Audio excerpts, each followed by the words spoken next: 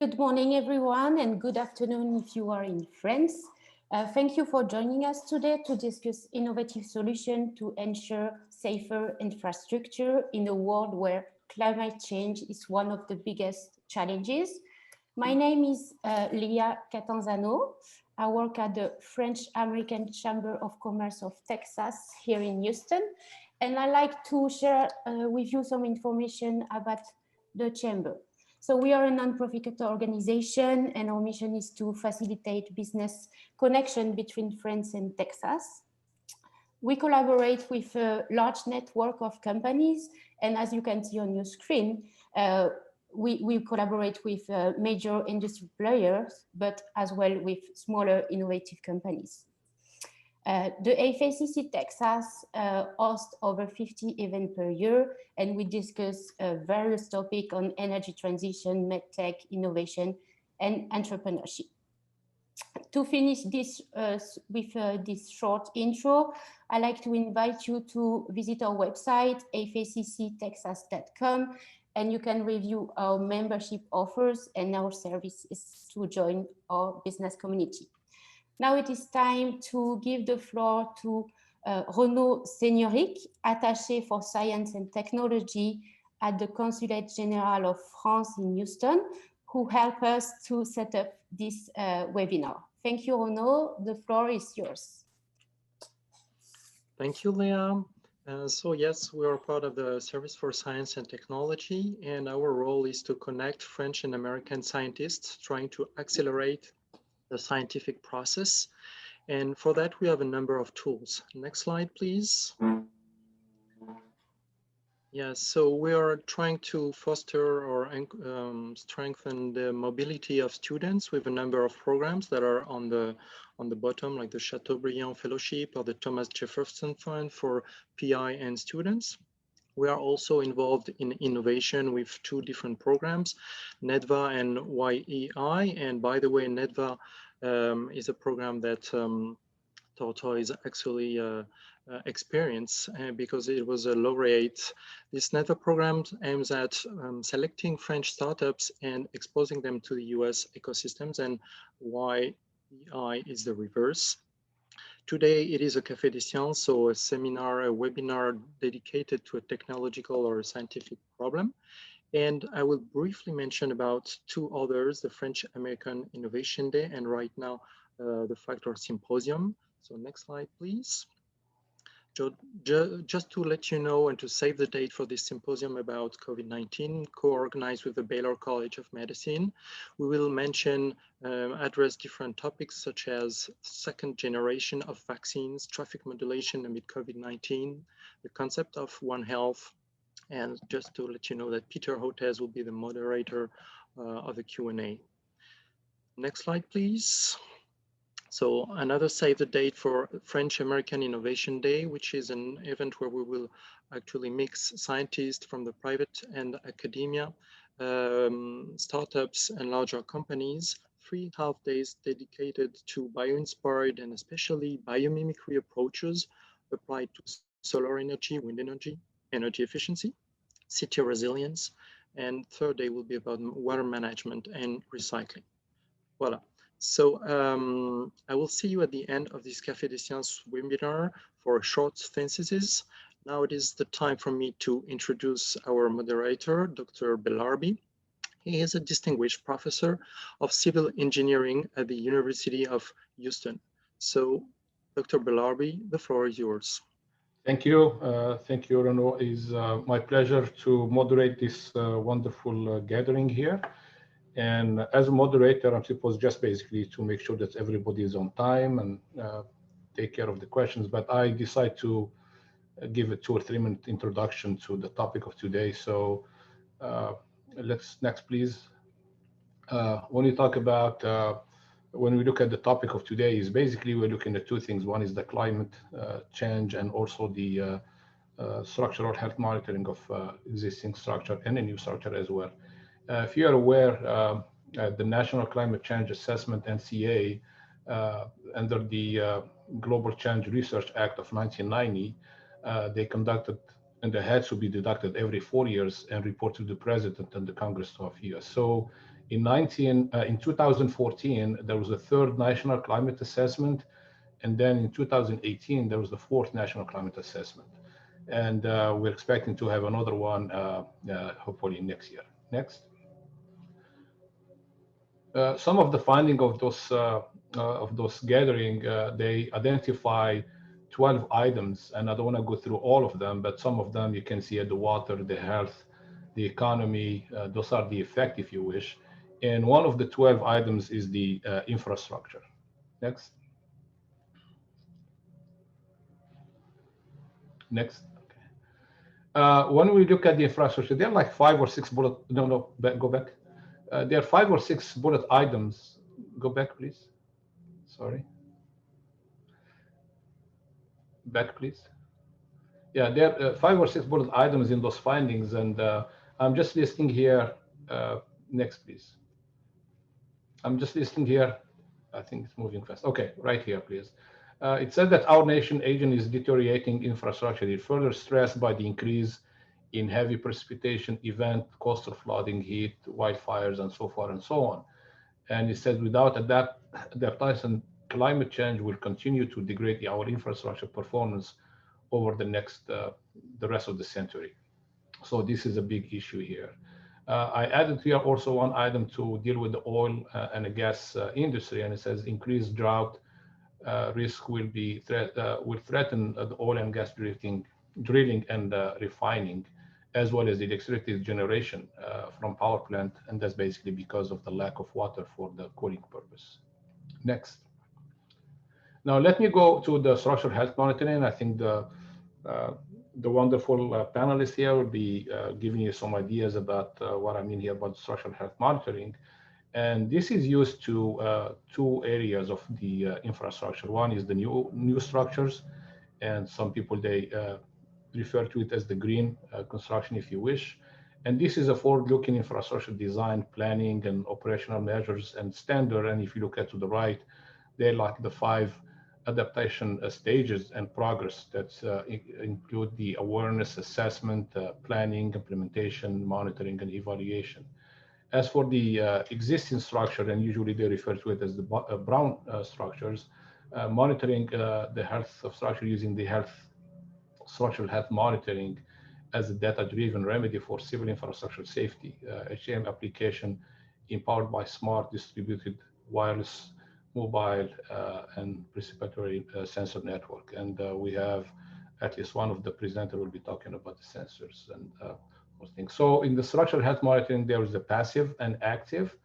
And if you look at the passive, that include all kind of sensors, from air turbulence sensor, G-factor sensors, and so forth and so on. And the active one is it's damage detection sensors. Yeah, so the passive SHM is useful, but does not directly examine whether the structure has been damaged or not. It just gives you some ideas about the health of the structures. In contrast, the active SHM, it will be concerned with directly assessing the state of the structural health monitoring, if you wish, and the damage of the structures. Next. And this gives you a quick overview of the flow chart of the SHM. So there are 2 blocks. There is the pre-processing and the post-processing. Under the pre-processing, there is the optimal sensor placement. And I give you some ideas here. You're going from the building to offshore platforms to pipelines, bridges, and things that have been added in the last few years. Also, we are using now drones for inspection and assessment. All that information, data that is gathered, it goes through data acquisition, and then will comes the post-processing. And in the post-processing, we have data analysis and reporting. So, and we're going to hear more from our panelists here about this, some of these ideas. So I think with this one, I'll just move on to our next presenter, if that's okay. So our next presenter will be Derek Mccain. If you go next, please. So Derek Mccain, he's the Vice President of Asset Integrity and Inspection at Team Incorporation. Derek is experienced in global leadership and collaboration concerning revenue generation, technology development, and strategic path assignment.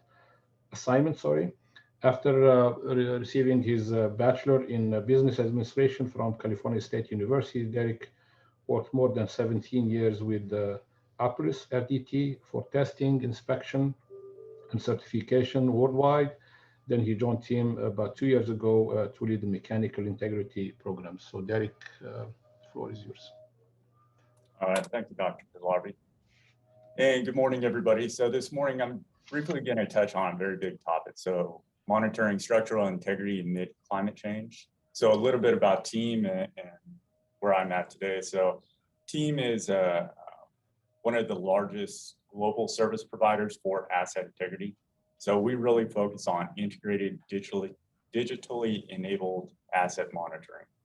So we're a company of over 7,000 individuals from 200 locations operating in over 20 countries. We have 14 different separate service lines, but they primarily fall under 3 individual segments. So we have the mechanical services side, inspection and heat treating, and also asset integrity with specific focus around this area. So we have a 100-year legacy of technology, innovation, and development. And then our publicly traded company, and we have revenues in the realm of 1.2 billion. Next slide, please. So the problem statement here. So asset integrity applies to and encompasses multiple industries and asset types. Climate change actually adds an additional system stress. So this impacts the integrity of the system or the asset, reliability, and then also the operating life expectancy. So the who, what, where, when, and why. So the sectors we primarily service and focus on are petroleum, refining, power, chemical, all the very big typical core infrastructure places of work that actually help countries run and maintain. So the assets that we focus on and use a lot of the technologies that some of my colleagues will be talking about today is around piping, pipelines, tanks, pressure vessels, reciprocating equipment, static structures, and auxiliary equipment. So the purpose, so this is kind of the big one. So a lot of the assets that I just talked about, they are actually governed or they're required to have some type of assessment performed either annually, every 5 years, every 10 years. And then the type of assessment is generally time, condition, or risk-based. So what we seek out to do is determine the long-term, short-term corrosion rates. We need to establish the safe operating windows of how these things can actually operate, what's going to actually affect them out in the field. Then we'll start to develop the inspection test plan. So we don't just want to go out and do inspections just for the sake of doing inspections. We actually want to seek out and try to identify the damage mechanism and then what the trend's going to be, so we can actually start to be predictive in what's going to happen in the future. Next slide. So there's a lot of digital sensor types that are used by TEAM. So one of the big ones for us are ultrasonic thickness, permanent installations, but at the same time, we like to monitor the temperature, the pressure, the vibration, acoustic emissions, all these other ones, because what we wind up doing is we correlate all that data and then we start to build models of what's actually happening there. So another big piece is actually the digital technician. So the digital technician is more or less moving what used to take a long time for folks out in the field to go collect all the information. Then it has to go through some quality assessment, and then it actually gets put into some of these models. What we've been working on is actually turning that digital, or turning our field employees, our technicians, into more or less kind of this digital sensor where we get items real time. So one of the case studies that I've got shown up here. So this is a client that we're working with, and we wound up putting on some remote thickness monitoring. So this is in a remote location down in the southern United States. What these folks are experiencing is sanding from some of the wells in the oil and gas industry. So sanding isn't something that's very predictive. It happens sporadically a lot of times whenever they do well agitation. This can happen. And then the the damage mechanism, it's not linear. So what we need to be able to do is identify these things as they're happening. So then if we can shut the well in, we can shut the process down, so we actually don't have a release or a loss of containment. Next slide. So what are some of the advantages? Whenever we're talking about remote monitoring, structural integrity health monitoring helps limit unplanned and unregulated releases. So minimizing the adverse climate contribution that could actually be there. Limits the human factor error. This is a big one. So a lot of the times, being repetitious in what we do, we always try to go out and we do the same thing. So we have a consistent data set, but you still get differences amongst technicians from specific locations. Permanent monitoring actually reduces and even eliminates that. Provides consistent streams of data, helping develop better risk models. This is what one of my colleagues is going to talk about, and they actually use this to manage the risk down. Minimize the need to put people in harm's way to obtain the data. So a lot of these items are in high consequence areas, high risk areas. A lot of times that weren't meant to have human occupancy in, near, or around. And decrease a company's carbon footprint. No longer are companies required to mobilize these field crews out, sometimes several field crews to the same location. So they're able to cut down on travel. Some of the disadvantages. So the connectivity, there's a lot of different ways to move the data around, but a lot of these, depending if it's in a remote location, connecting to some of these items can be difficult. The price of initial deployment and the monitoring itself can be prohibitive. And then the difficulties in correlating all the data types. So like I said, we take a lot of different data points and then we try to make sense out of all of them. So today it can be difficult depending on the types of sensors and the programs you're using to tie all those things back together to actually find meaningful information out of it. So some of the opportunities that lie with the advantages and disadvantages. Develop a system capable of multi-system type inputs. So all those sensor types I talked about, tying all those things together. Leveraging artificial intelligence or AI. That way we actually start removing another element of or another portion of the human element whenever we start to do the analysis. And then combining sensor functionality and reducing the hardware cost. Next slide. So kind of to sum this one up, so proper monitoring is necessary, and it's derived from our infrastructure's needs. We need to be able to, everything that's built, it's already built with a life expectancy. A lot of today's infrastructure is already past that point, and people are now trying to manage what they do have, changing their process to extend those lives out. Any questions? Maybe for the sake of time, we will move right now to the next presentation, if you don't mind, Dr. Belarbi. Sure. Yeah, thank you very much, Derek, for your presentation, by the way, but okay, to keep on track, I will recommend moving to the next one. Thank you. Thank you. Thank you. So our next presenter is Mr. Etienne Almorik. He is the CEO at Phoebus Optics. He received a master's degree in optical physics. Etienne has first worked at an R&D scientist for 5 years, with 2 of them in the United States. He then he took a turn of internship. He founded and led the startup in chemistry for 4 years to make it a 10 people company. In 2014, he joined one of his colleagues during his master in optical physics to create Phoebus Optics. He is acting as CEO since then, and that company went from 10 people to 30 people with an international presence.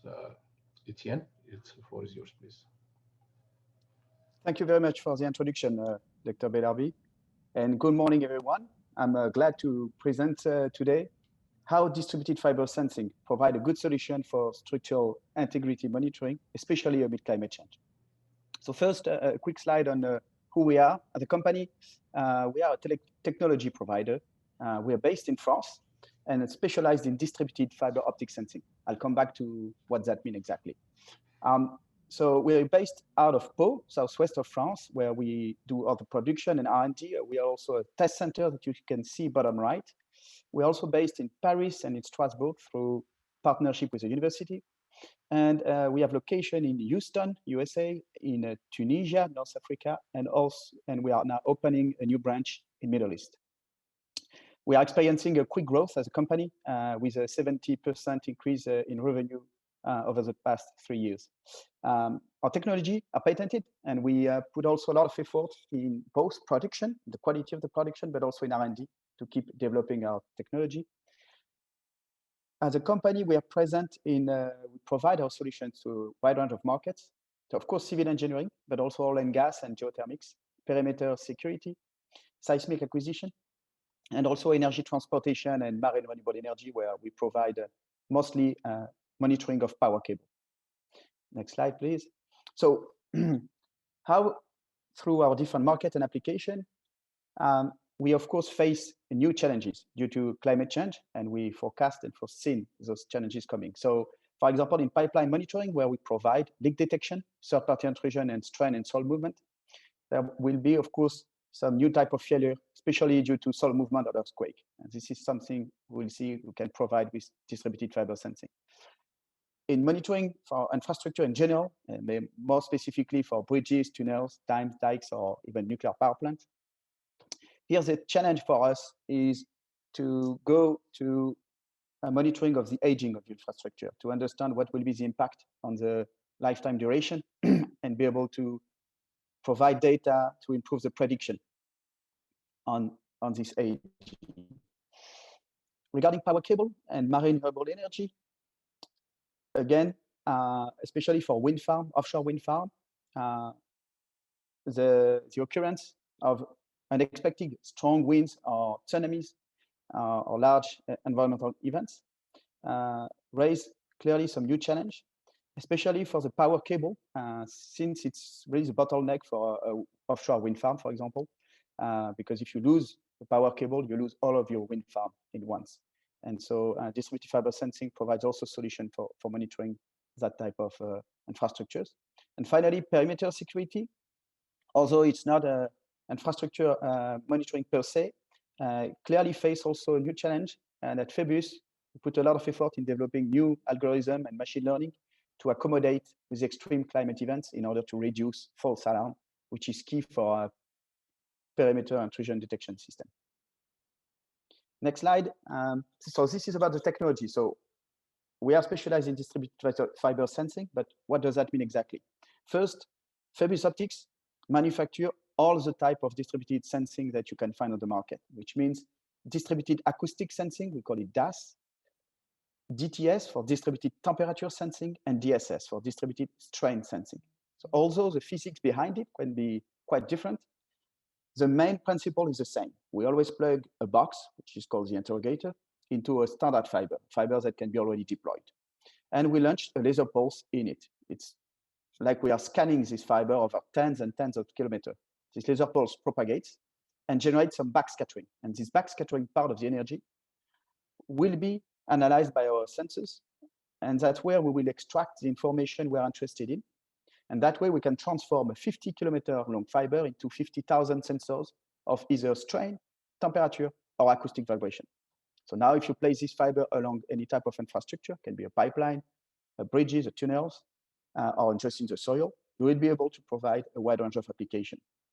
I'll give now a few examples, a few case studies. Next slide, please, to explain how we use this. So some case study on structural health monitoring. First example is on bridge monitoring. Especially here, we provide monitoring for pre-stressing cable. So of course, this type of technology is really interesting on long infrastructure. So for a long bridge with many pre-stressing cables, the nice part is that you can monitor all of them with only one fiber optics that can be deployed directly on this pre-stressing cable.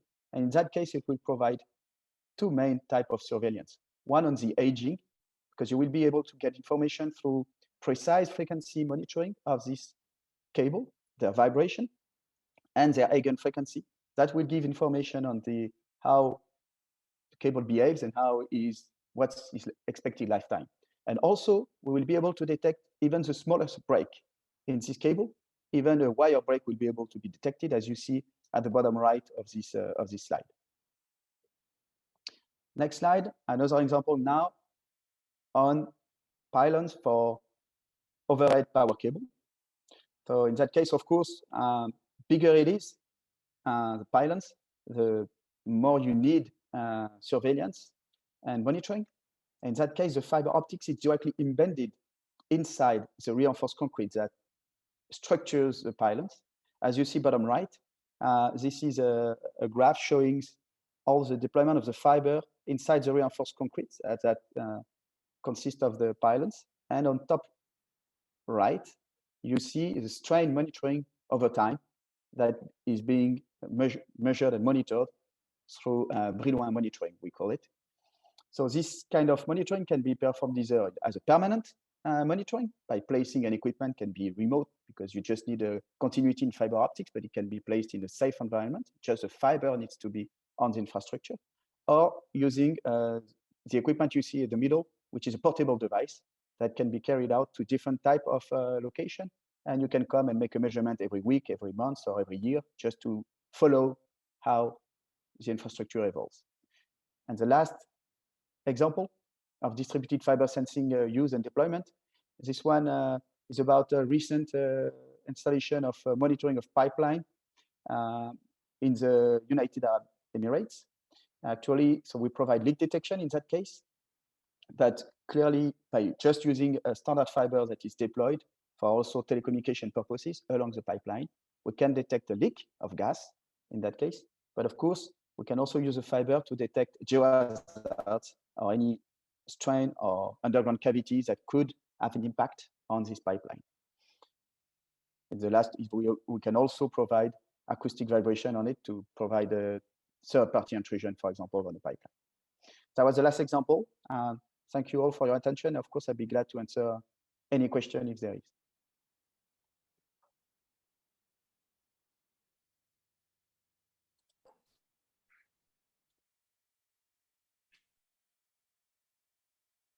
So I don't know if there is any questions. Dr. Belarbi, you are on mute. Can you unmute your mic? Thank you. Again, thank you, Etienne, for a nice presentation. Again, I would like to remind the attendees that we have two boxes, Q&A or chat, that you can send us your question. But let me go ahead, and I have one question for you.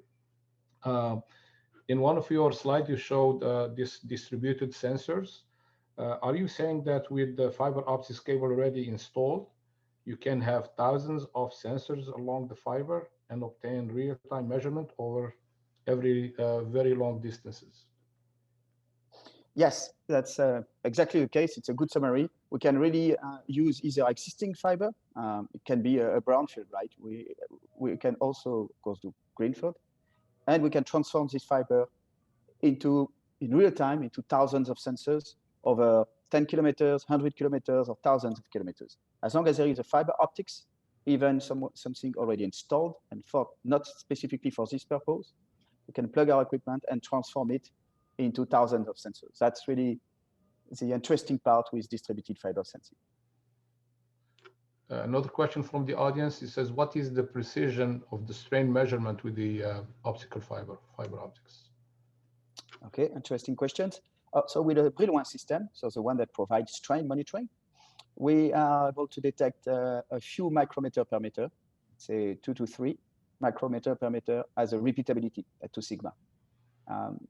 We'll be able to go much below with a DAS system in terms of strain detection, but it's more about seismicity and short events. If you want to monitor static strain over a long time, you will use a Brillouin, and the accuracy will be a few micrometer per meter. Thank you. One more question, I guess, either for you or Derek. It says for both of you, once the solution is installed, who is doing? Hold on, I think my question just disappeared from the board. Anyway, it says once the solution is installed, who is doing the monitoring, your company or the client? Well, I can start if you want, and then I let Derek answer his side. On our side, most of the time, we hand over the equipment and the monitoring. Although we can provide some services and short-term monitoring or recording. Usually we install the equipment, commission, train, and then we let the operator use it, either in oil and gas, civil engineering, or other area. Yeah, so on our side, it's kind of a shared ownership. So once we go through and we identify all the operating parameters and if there are any issues, we put auto alarms. So if the corrosion rate is starting to accelerate, if there is an issue or something's coming up that needs to have immediate attention, then it starts sending out automated emails. And, lots of people are notified. Excellent. Now, this is also an important question that I think the public needs to know about. It says, if an urgent alert is received, how is that communicated to the client? And if there is a public risk, how is that communicated to the public? So for who is this question? I think for both of you. So a quick answer on my side. We integrate our system in an existing SCADA DCS system. So we generate alerts, but then we don't take responsibility for what the end user do with this alert, right? We give them a way to have alerts and to have a way to evaluate the issue on his infrastructure, a leak or breakage in concrete, and then he decide how to evaluate it. We just give technology and monitoring solutions. Thank you. So I think for sake of time, let's go to the third presentation. And if we have time, we'll tackle all the questions that I'm receiving here. So next presenter is Mr. Odi de La Paz. He's the CEO at Sensi Tech. Odi received a Bachelor in Accounting and Entrepreneurship. Odi has about over 8 years of management, sales, and marketing experience working with family offices, managing operation over 2.5 million over the last 4 years, while also working as a startup community in Houston, Texas. Odi, please, the floor is yours. Hello, everyone. Pleasure to be here. Today, I'm going to discuss a little bit about what we're doing today in monitoring for new construction and monitoring concrete during the curing process. One of the big pain points that we're dealing with today in today's industry and construction revolves around materials testing and how concrete is actually checked for quality and making sure that it actually will perform for its intended lifetime. But currently today, the methods that are being used is very old school. You can see the gentleman here at the bottom left making concrete cylinders.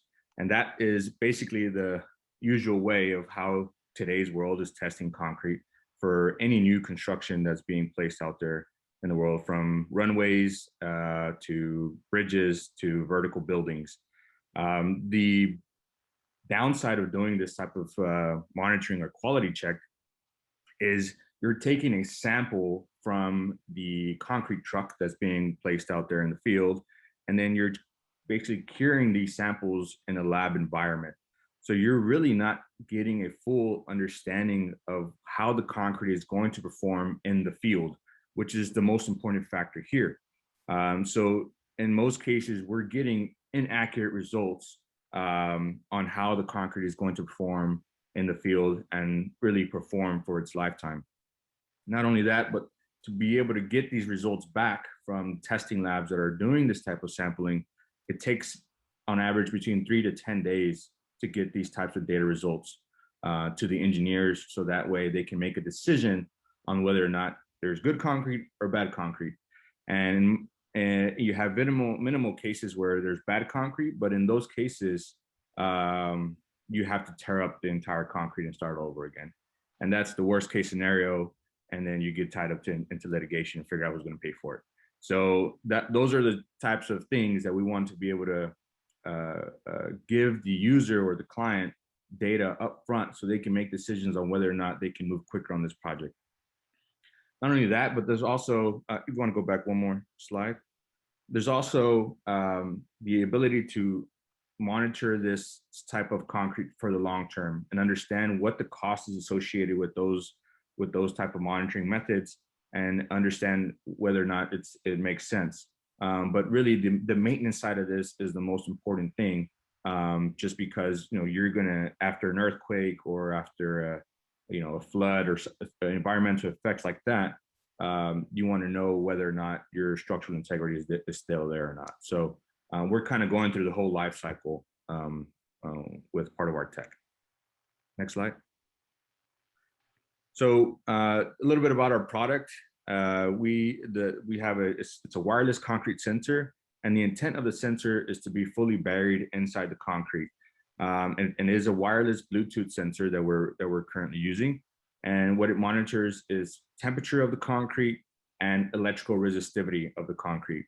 And why those two parameters are important, it allows us to monitor the compressive strength prediction of the concrete, the temperature of concrete, and also quality and setting time. And those are important to know because those are really the entire chemical understanding of how the concrete is curing and how it's reacting in its environment after it's being placed in the field. Our sensors are Bluetooth again, and we range between 30 to 45 feet as far as you can go and get the data with any Android or iOS device. And we're monitoring the sensors for about a year. Will give us data on these parameters. But really the full benefits of this, as a contractor or as the engineer, is how can I speed up my construction process while also understanding the quality that I'm getting in the field. And on average, we're saving about 2 days from contractors' project schedules because they're able to get this data upfront and now versus later. Also, because we're now accumulating data so much, we can now begin to understand how that concrete mix design is actually performing in the field and begin to optimize these concrete mixes for future applications or for future projects that are coming up. What I mean by that is, in most cases, there's a safety factor that is being placed when creating a concrete mix design. And in most cases, they're over-engineering and really adding extra cost that not necessarily is needed because they want to have that safety margin.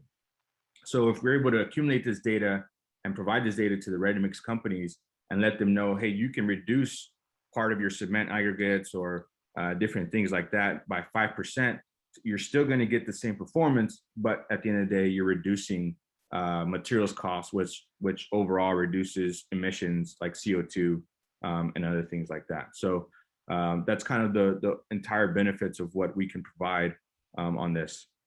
Next slide.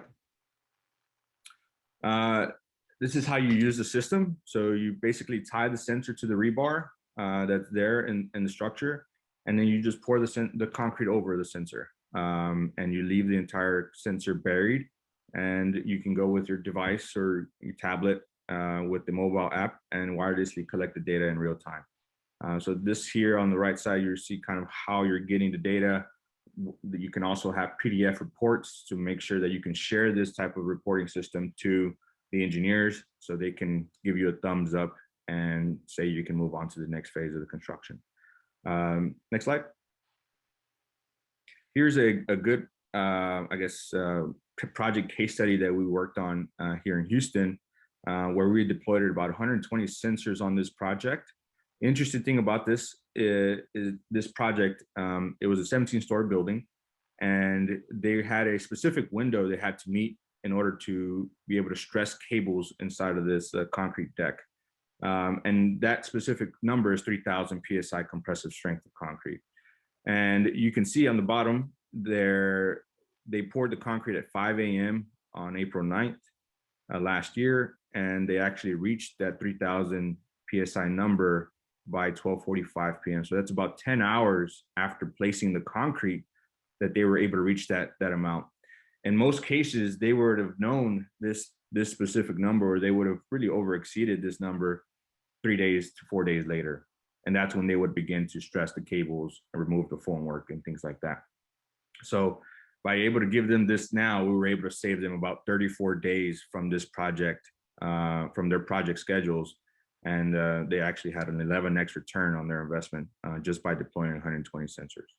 So that's a good case study to know about, and how we can have real dollar value benefits to the construction industry. Next slide. Here's a perfect example of the whole environmental effect and why is it so important to monitor this after environmental disasters. We had here in Houston, well, in Texas, really, there was a massive winter storm that came by in February this year. And here we were actually monitoring a concrete foundation where it went -2C. So, in those cases, as an engineer or contractor on record, you want to be able to monitor this type of temperature monitoring to be able to, put blankets over the concrete and just kind of be proactive in a way to mitigate your risk on whether having bad concrete or good concrete later down the road. So this is just want to give you an overview of what we do. If you're interested in learning more, visit us on our website or contact us here. I'm open to any questions as well. Thank you, Odi. Let me just have one question, and then I will reserve the question at the end of the presentations. Sure. Do you see this technology replacing conventional concrete testing methods? In some ways, yes, and it's going to take a little while to get there. But I think eventually, taking cylinders and taking that type of method testing, it's very old school and it needs a big improvement. It's very labor intensive. I've done that work before.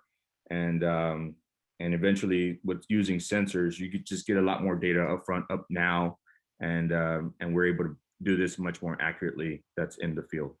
So yes, eventually we'll get, yes. Are you using this technology in the precast industry? Yes, so precast industry is also another big market for us, just because, they want to move quick and fast, yeah. And it makes sense to deploy it there. Thank you. I think I enjoy your presentation. I'm doing some work in this area, and I think I'll give you a call later on to have some collaboration with the University of Houston. Thanks. Sure. Next presenter will be Dr. Laurent Ponson. He is the CEO of Tortoise and a CNRS researcher. Laurent is a physicist, expert in fracture of materials, as well. He's an entrepreneur with an engineering degree from École Centrale of Paris and a PhD from École Polytechnique. He started his academic career at the California Institute of Technology, known as Caltech, as a Marie Curie postdoctoral scholar from 2007 to 2010. He then joined Sorbonne University in Paris in 2011 as a CNRS researcher, where he led the structural and solid mechanics research group. He published over 50 international academic publications, and he filed several patents in the field of mechanics and physics of material failure. I'm going to let him talk about his invention, but his invention led to, in 2017, to funded Tortoise that's currently commercialized this technology. More recently, he developed new techniques of predictive maintenance based on the statistical analysis of acoustic signals emitted by the structure in service. He enjoys working in at least 3 fields: mechanics, physics, and data science. With that, Laurent, mic is yours. Okay. Thank you very much for the introduction, Dr. Belarbi. Good morning to everybody. It's a pleasure to participate to this event. So effectively, I would like to introduce you to a new methodology of predictive maintenance that we believe is a game changer in the field of structural health monitoring. We developed this technique with my 2 colleagues, Estelle and Ashwij from Sorbonne University in Paris this last 5 years. So before introducing you to the techniques and technology, I would like you to put yourself in the shoes of an engineer that is taking care of the maintenance of a structure at risk. In this case, you are facing the following dilemma. Either you maintain the structure in service, and then you may endanger the life of person, may potentially pollute the surrounding environment, or you decide to replace or repair the structure, but maybe ahead of time, so you're going to waste structure and material using largely overestimated security factor. And the problem finally you are facing is that you have to make a decision without the proper information. And with the way you could solve this issue is to have actually the residual lifetime of the structure. But unfortunately, nowadays, there is no technique that can provide you quantitative information on how much time the structure can be still used before it fails. If we go to the next slide, I would like to explain you how we address this problem by starting from the beginning. We, in our lab, we explore how materials fail, and we figure out that actually failure doesn't take place suddenly. But if you go to the next slide, you'll see that actually failure of material and structure takes place through the accumulation of damage. And this damage grows through bursts that are accompanied by acoustic emissions. At the end of the day, you can use acoustic emission and their statistical analysis to track very precisely the evolution of damage and thus predict failure. If you go to the next slide, you see that there is a qualitatively and very interesting feature about this acoustic emission is that it increases as you approach this failure. And this is observed irrespective of the material type and the loading condition. And our basic idea is to use this evolution of acoustic emissions to predict failure and rationalize maintenance plan. If you go 2 slides ahead, Dr. Belarbi, yes, next one after that, I would like to tell you a little bit more about the physics behind acoustic emission. We did understand in depth how acoustic emission is associated with damage by understanding that actually damage in materials takes place through cascade of individual damage events triggered by each other. And these cascades can be well described by models we have been developed in our lab that we have been validated through comparison with experimental investigation of this cascade. And it turns out that if you look on the bottom right of the slide, that the size of this cascade increases as you go to failure, following universal laws that can be used to extract the residual lifetime of structure through a statistical treatment. If you go to the following slide, I would like to illustrate how in practice you implement the solution. Here, on a very simple example of a compressed 2D cellular material. After 500 seconds, the structure will collapse. And let's assume that you only have access to the first 350 seconds. You have, if you go to the next slide, you have then access to a time series providing you the evolution of acoustic emission signal. And our algorithm can extract from it the residual lifetime, predict the failure time that is represented here by T predicted. And it turns out that we get a fairly good accurate prediction of the failure time only using this time series that is on top of it conservative, namely that you increase the precision better and better as you get more longer time series, but you are always conservative in terms of residual lifetime. If you go to the next slide, these are proof of concept on a more complex material, on more complex loading condition, and the astonishing result is that the prediction is still very good for crack initiation, for example, in traction, or collapse of structure in compression. So what's our vision with this technology? Dr. Belarbi, if you go to the next slide, our vision is, first of all, this solution can be implemented as it is on data already collected on structures. But we actually, and we believe that today the margin of progress is really not so much about having more and more sensor, but to make more sense to the data that are recorded by the sensor. But that's not it.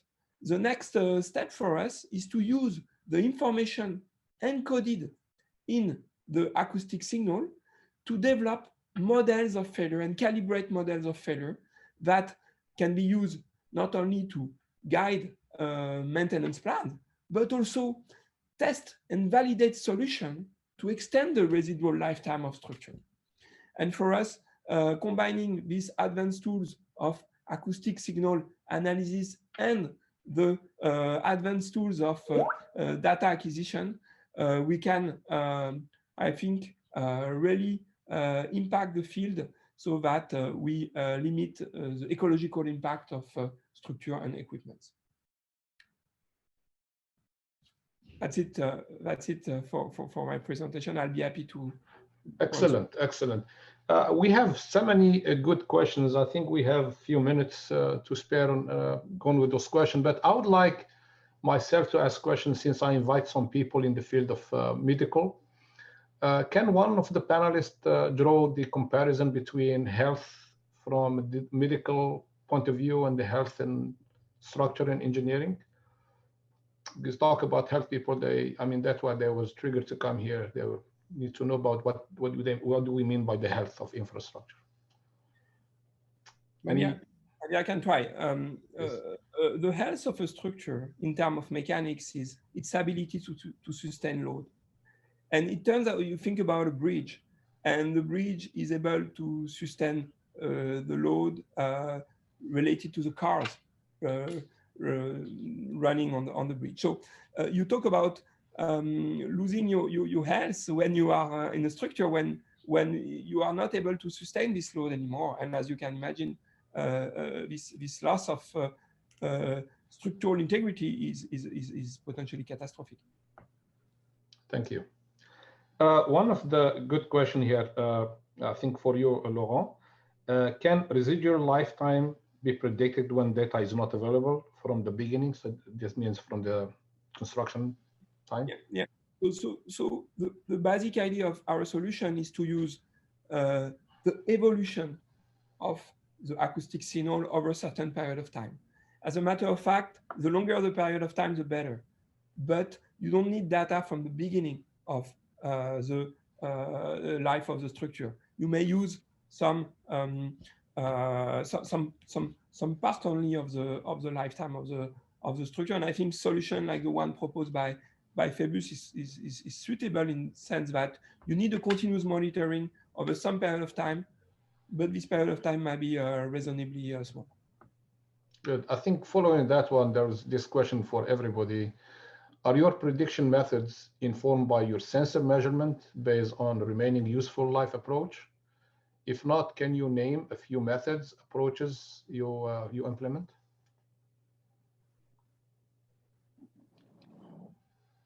Yeah, I can take that one. So the data that we actually collect from the sensors itself help either support the models or they start to change the models.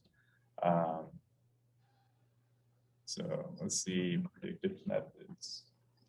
And Derek, I think this is for you. It says, how does a company like Team create way to the new era of data science and analysis? How is it making the transition as we are going more green? Yeah, okay.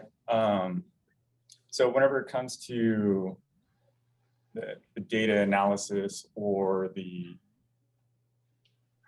kind of the data science behind it, having real-time measurements that are consistent, that remove a lot of the error proneness, I guess, that you can get from static or personnel out in the field collecting the data points, that helps better refine the models that we use. So today there's safety factors built in almost every equation that we run whenever it concerns a lot of these assets. So if it were better information, we better understood what was occurring out in the field, those safety factors could actually come down and extend the life out. So that's a lot of the purpose and reasoning behind what we do. Thank you, Derek. Question for Etienne. What is the cost effectiveness of those sensors along the fiber, along the optical fibers?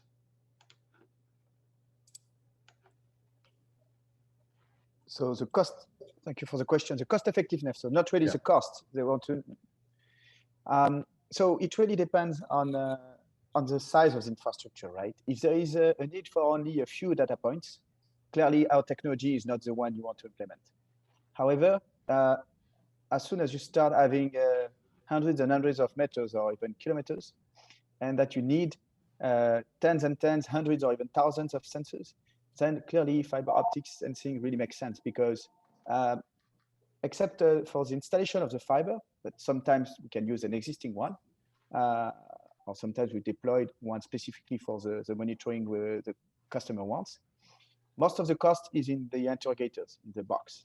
And of course, this cost would be the same whether you do monitoring over 10 meters, 1 kilometer, or 10 kilometers.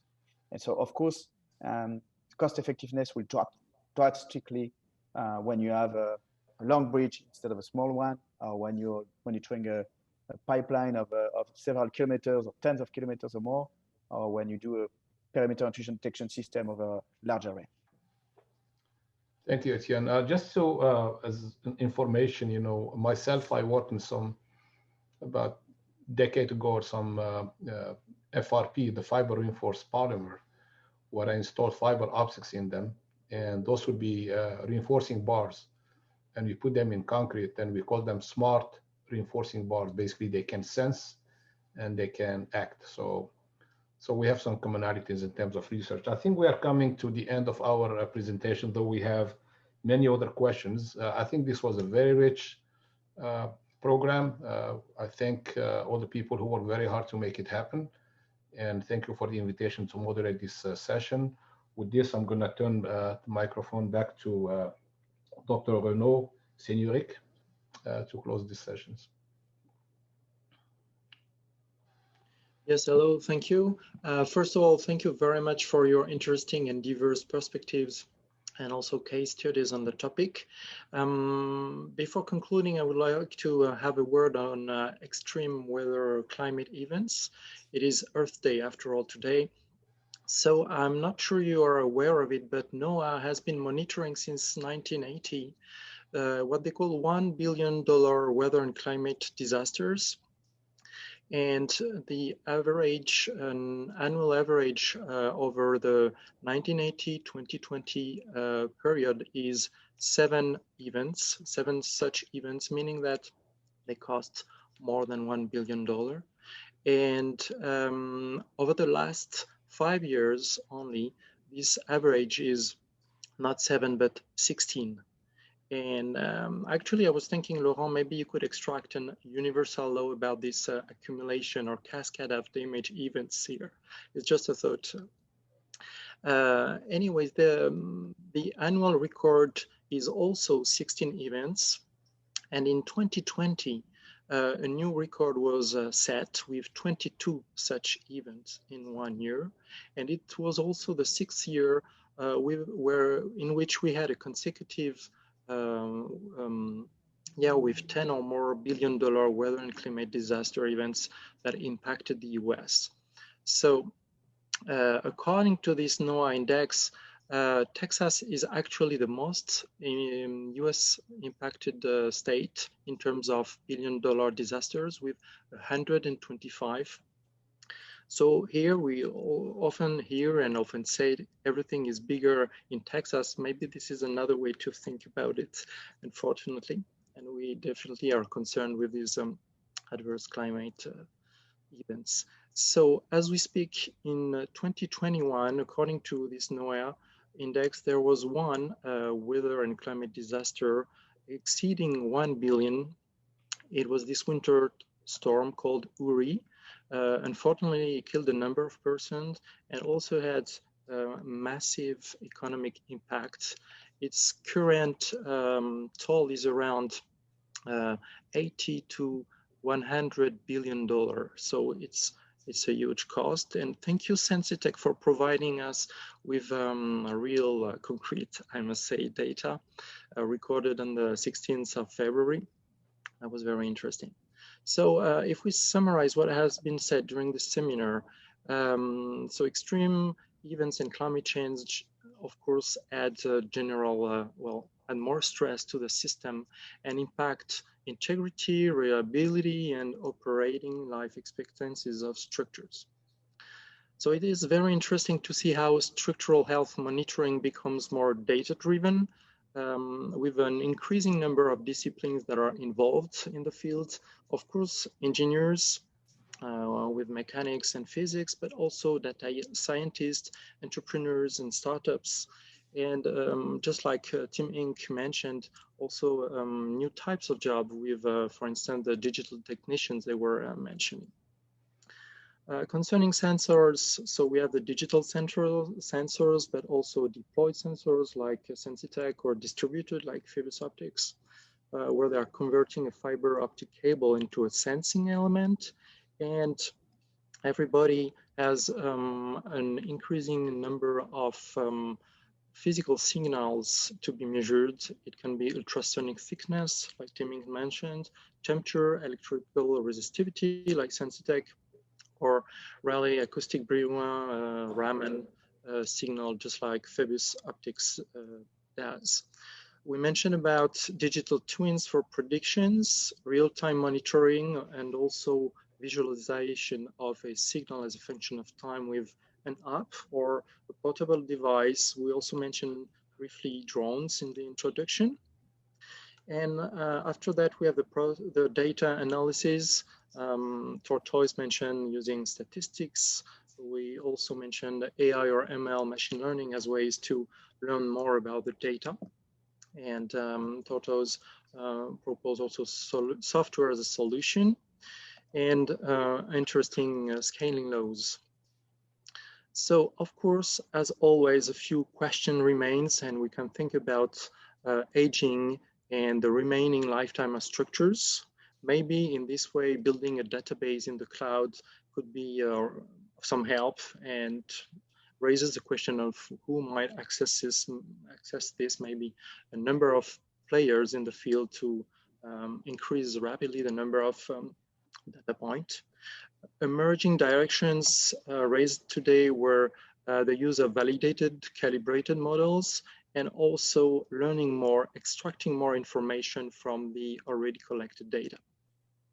So in essence, thank you for the panelists and their interesting and diverse, mostly complementary solutions.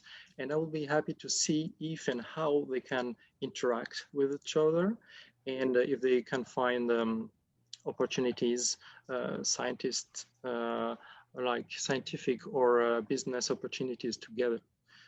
To conclude, do not hesitate to contact either the FACC or the Office for Science if you think we can help realizing your project. And I wish you all a very nice Earth Day. Bye-bye.